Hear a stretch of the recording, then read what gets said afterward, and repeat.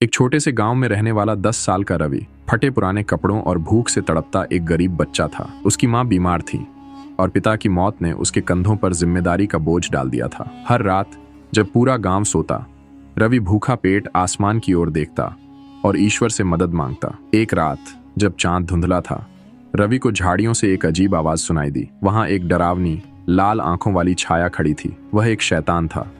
शैतान ने रवि से कहा, मैं तुम्हारी हर इच्छा पूरी कर सकता हूं, लेकिन बदले में तुम्हें अपनी आत्मा देनी होगी।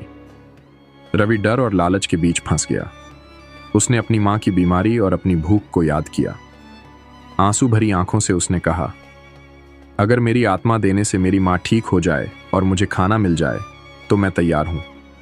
शैतान हंस पड़ा और कहा, तुमने सच्चे दिल से अपनी मां की भलाई चाही। मैं तुम्हें सजा नहीं दूंगा, बल्कि तुम्हारी भलमनसाहत के कारण मैं तुम्हारी मदद करूंगा। अगली सुबह रवि की मां स्वस्थ थी और घर में खाना भरा हुआ था, लेकिन रवि को अब भी वह रात याद थी। उसने समझा कि अच्छाई और सच्चाई सबसे बड़ी ताकत है। उसके बाद रवि ने मेहनत से अपना जीवन बदला और दूसरों की मदद करना शुरू कर दिया। शैतान कभी वापस नहीं आया।